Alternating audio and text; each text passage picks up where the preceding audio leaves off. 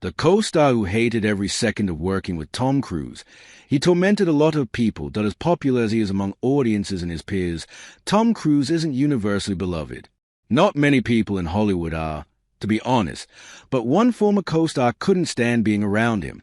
The public persona he's presented is that a permanently smiling and friendly guy, one who doubles as one of the most vocal defenders of the theatrical experience's sanctity. Nobody outside of his inner circle seems to know the real Tom Cruise, and that's entirely by design.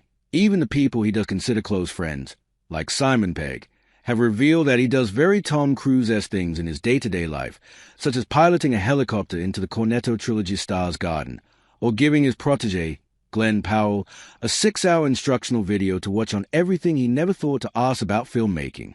Weird? Yes. Disingenuous? Not really.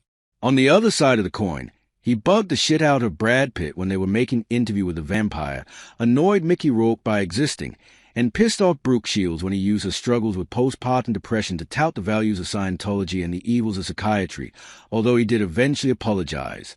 One name guaranteed never to find itself on the illustrious coconut cake list is Bronson Pinchot, who played one of his first major movie roles opposite Cruise in 1983's Risky Business.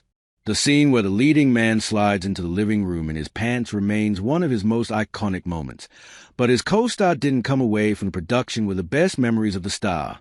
"We thought Tom was the biggest bore on the face of the earth," he told the AV Club. He had spent some formative time with Sean Penn.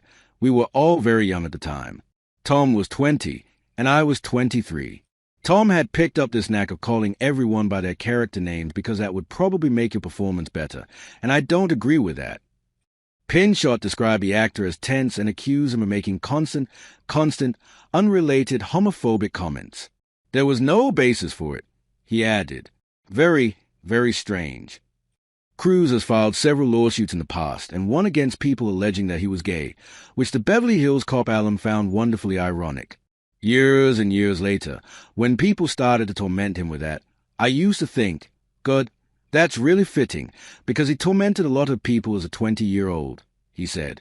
Accusing one of the biggest and most powerful figures in the industry of homophobia could have potentially led to murky legal waters, leading Cruise's representatives to issue a statement saying, "This is so far removed from who Tom Cruise is as a person. This must have been said in jest," with Pinchot somewhat clarifying his remarks to the Wall Street Journal. The context of the question was, "How did he strike me as a person at a point in his career when he was a virtual unknown?"